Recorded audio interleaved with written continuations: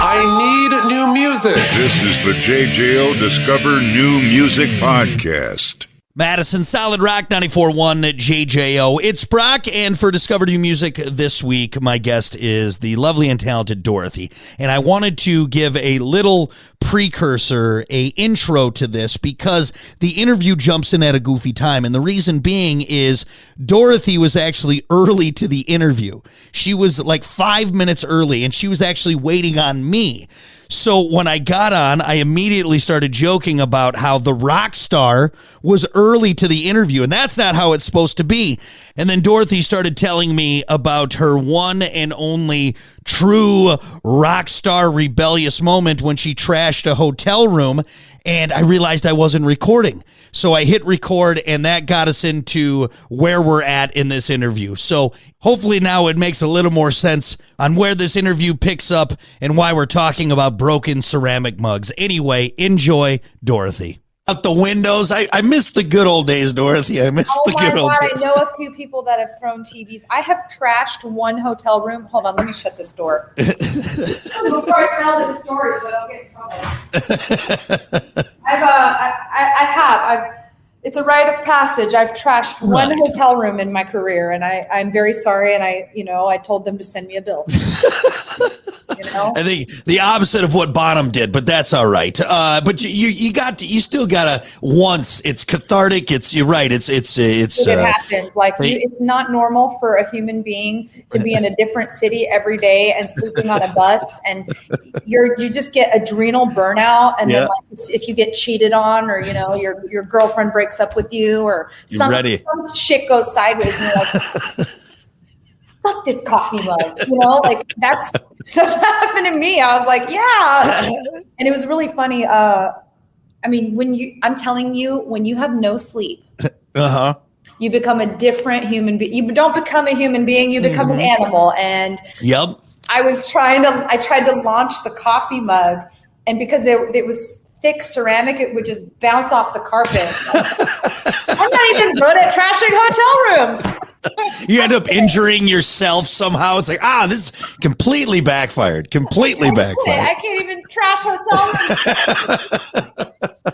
rooms. I thank you for sharing that with me. I feel much better knowing that you're a true rock star. That's good to know. I was, running on 3 hours of sleep, so the true road stories are going to come pouring out. Well, I'm excited to chat with you. Here we are, Dorothy. Your new album dropping March 14th. Then you're hitting the road, and we're going to be fortunate enough here in Madison to see you guys at the Majestic along with that tour as you're supporting the new record again, The Way. How are we feeling right now? The album is ready for the fans. You're hitting the road. I know there's a lot of excitement. Where's Dorothy at physically, emotionally, spiritually at this point? Physically dying. I have not slept this week, but mentally and spiritually really good. I'm living my dream. I'm so excited to go on tour. It's always a lot of fun. I have the best band in the world. They're just all gems. They're like my bros, So they're so much fun. I have the best tour manager, and Courtney. She takes all the photos like she's my girl, And I feel solid. I am very proud of this album. I'm very excited to give it to the fans, and I just can't wait to hear all the feedback, and Stone Town just made it to the Active Rock Top 20. Let's go. There you go. Yeah, it's a good week. You mentioned that you're really proud of this album, and I'm sure that's the case with everything. You put a lot of blood, sweat, and tears and work into it, but this is your fourth album, your senior album, if you will. And that's I think a very pivotal, important stage for any artist out there, because you've been around the block. Now you're the top dog at school. What maybe stood out with you, good, bad, indifferent, with this fourth record, The Way? You know what? I prayed a lot and brought my faith into it. And that really helped a lot, because before I was kind of struggling to make things happen on my own. And then I was like, God, just do what you want with my music at this point. It's no fun without you anyway. So just come into my life and take the, Jesus, take the wheel, in the words of the prophet Carrie Underwood. So by the way, Carrie Underwood is a metal head and a rock fan. Obviously, she did that song with Jacoby. And shout out to Carrie Underwood. Thank you for getting me through many breakups. I hear you, girlfriend. Yeah, and she's got such a range too. She could be a metal singer in no time. Is going into this one, was there any hang-ups? Anything you wanted to accomplish from other records? What was the mindset going into this one? This one was so just miraculous how it came together. First of all, I have an amazing producer, Scott Stevens. He brought it home. He tied everything together. He's an incredible songwriter. He makes me feel safe in the studio. I love his team. I love my friends in Nashville, the Four Horsemen and Kylie Sackley, Danny Myrick, Marty Fredrickson. That's my family. That's my friends. And we wrote a lot of great songs together. And so we wrote half of it in Nashville and half of it in LA, and then Tombstone Town we wrote on Zoom with Curtis Peoples. So it was me and Curtis and Scott, and he's like, Curtis comes on the video chat and he's like, I have a title, Tombstone Town, and I was like, well, I just got cheated on. It sounds like a Western. I was like, it sounds like a Clint Eastwood film. Like, what are we doing here? And then that's kind of how the whole thing unfolded. It was great. I love it. And Tombstone Town, just mentioning that, features someone that most people know. You might know. Slash. How cool was that, bringing in a guy with his kind of pedigree and everything into your work?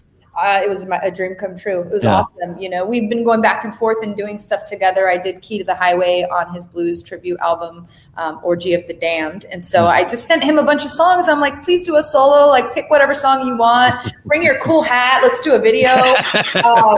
And he picked Tombstone Town, and I think he looks killer in the video. And it just like, it's such a fun song to me because it's like it's rock, but it's got a pop chorus, and then it's got like an outlaw country vibe to it as well. So it's just a mashup of everything. It's almost annoying how cool he is, just his vibe and everything.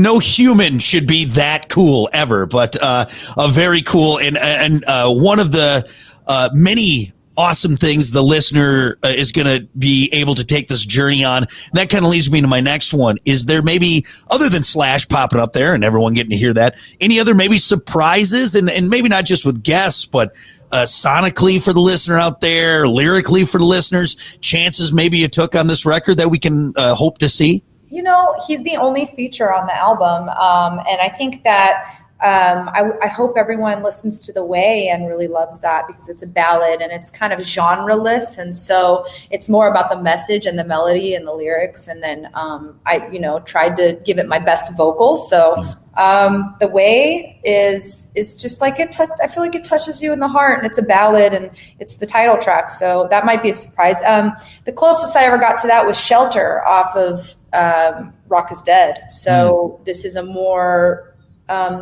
this is just a more updated kind of ballad attempt. It's really fun to see, and I was lucky enough for whenever someone is hearing this, if they're listening 100 years from now or right after the album's released, I was able to go through the album, and it's really fun to see. Because I don't want to say growth, like you've gotten better, but I mean it's exciting, and I'm sure for you, making these steps and then as an artist, and especially with this new album, The Way. I mean, do you kind of feel that way? Maybe a growth, a maturity, that next step in your career with it? Well, I mean, you do anything long enough, hopefully you don't stay the same forever, because that's no fun. Say that to AC/DC on your shirt. They made the same record and it worked every single time. I love it. But they had to write the hits, right? Yes, right. So they had to write the hits, and that takes time. And but they definitely have a formula that works. I love AC/DC. It's so cool. I love it. That's my favorite band. That's my favorite band right there. So yeah, they get the party started. They do, and they finish it too. They will out party you. Go ahead. Yeah, I cut you out there. Sorry, dear. Oh, you're all good. I think I've hopefully become a better songwriter with time, and a better vocalist, and gotten more comfortable in my skin as an artist. I mean, I definitely took a deviation on 28 Days in the Valley. We were just experimenting, So then I was like, I want to do heavier music. So let's go back to that, And I just think that's the freedom of music, is getting to try things. Yeah. And with this one again, The Way, out on the 14th, big tour to follow. Exciting, because you're going to be going around sharing this new record along with all the great Dorothy hits we've had before. Talking about writing, because for someone who has never written a song, and that process, and then also you bringing your faith and feeling much more comfortable in that, writing on this album, how did you approach that? What was there a game plan, or did you just kind of let it happen, and what came out? There's never a game plan. It can start with a title like Tombstone Town. Yeah. I was praying and I was like, God, please help me name my album something cool, And I was reading The Road to Damascus about Saul persecuting those that belong to the way. And when I read that, I highlighted it. I said, that is my album title. I don't have a song yet, but it's going to happen. It's going to manifest. It's going to come. Mm-hmm. So I sent Stevens and the guys, I was like, hey, I want to name this album The Way. And that inspired Blair Daly to start writing the ballad The Way. And when he played it for me in Nashville, I just lost it. I mean, I was just sobbing. I was like, yeah, it's beautiful. It's a perfect ending song on the record. And that's how it all happened. And you never know what will inspire you. Like Gifts from the Holy Ghost, the song I wrote during a sound check when we were on tour with Greta Van Fleet, and my guitar player at the time, Eli, started playing this riff, and I was like, okay, you guys jam, like keep going. I hit record on my phone, and I started wailing gibberish into the microphone, like no words. It was all about the melody, and then the lyrics were an afterthought. And then I listened to the recording in my hotel room later, and I was like, I think I'm saying words. So I was translating gibberish to English, and that's how I wrote the lyrics for the song. So I did that. I sat there and I just had a personal one-on-one with my notebook and wrote the lyrics. And I love the message in that song too. Yeah. Well, again, we're super proud of you, super excited to have you in town on the 24th, and the fourth album, The Way, from Dorothy. It's out on the 14th, and only big things to come. Here, I'll do this, and I've been having kind of fun with this as we wrap this up now that the important stuff's out of the way. I've been kind of doing this James Lipton masterpiece theater type question, where we look at, let's say it's you, Dorothy, 20 years from now. Let's throw a couple Grammys in there. Maybe a few more platinum records for the wall, and you're reminiscing on your long, illustrious career in the rock world, and you look back at The Way. What are you going to think? Where does this record stand in the musical lineage of Dorothy? And maybe some Dove Awards. There you go. I love it. And I truly feel this. I think this is the turning point. Yeah. I think this is a turning point into a really beautiful chapter, not only in my personal life, but in my music. And it all starts with God and inviting God into your circumstances. And I was saved in rehab in Nashville, Halloween 2020, and I'm a born again Christian, but we're not a Christian band. I'm just sharing my testimony and my journey. And, life imitates art and vice versa. So when you're writing, you're going to write your story, and that's part of my story. And I just want to share it with people because it's, whatever you believe, I believe that everyone has a purpose. You're here for a reason. God has ordered your steps. And if you have some faith and you lean into that, I mean, you can have a really beautiful life. And that doesn't mean it won't be a storm, but that means that you have an anchor in the storm. I commend you on that as a guy who believes as well, and in this industry, this rock world we live in, it's hard to talk about it. Sometimes you feel like you can't. Not that we get persecuted, but I really do commend you for. Well, you will, but I really do commend you for being so open about it, sharing that experience, sharing your faith, and I think it's a beautiful thing, and really proud of you, and excited that we have a new album that is along with that and what you're doing here. I think it's really great. I really do. Yeah. You're my bro. You're my bro, and I'll be praying for you. And I'm really glad to share that faith with you. Thank you so much. That really does mean the world to me, and I appreciate you talking new music. And this is always fun. You're always such a doll and such a pleasure. Before we go, though, I have to do it. I have to take this very sweet moment we're having and ruin it with my rapid fire. So can we do that quick and let's have a little fun? Okay, here we go. No wrong answers. We're gonna just learn a little bit more about you with these ridiculous questions. First one, start easy. Sneakers or sandals? Sneakers. I'm a runner. Oh, okay, good. Yeah, you don't want to run in sandals. That's a good way to trip immediately. Billy Ocean or Billy Idol? Billy Idol. Very nice. New England clam chowder or a creamy tomato bisque? New England clam chowder, 100%. That's so good. Just a no nice doubt, thick no run. doubt. Wet jeans or damp socks? Neither. Gotta pick. You gotta pick, or we can't end the interview. Damp socks, because I guess they're easier to take off. There you go. Yeah, they're both terrible. All right, last one. Okay. Would you rather take a Chuck Norris roundhouse kick at 100% power or a Mike Tyson punch at 50% power? A Mike Tyson punch at 50% power. You seem like a tough gal. I feel like you might be able to, right there. Yeah, I do box and I do Muay Thai and I run and jump rope, and that's how I stay in shape for tour. So you could give Mike Tyson a run for his money, even Iron Mike. There's not a grown man on the planet that I could give a run for their money. I've heard Mike's a big softie now anyways. What do we got to worry about it? I'm like, if you're going to punch me, do it in the solar plexus and don't break it. Don't break my face, okay? Come on, this is the moneymaker. That's what I always tell everyone when I get into a fight. I'm like, just did not hear, all right? This is how I pay the bills. In the throat before a tour, okay? All right. Thank you for humoring me. More importantly, Dorothy, thank you for taking the time.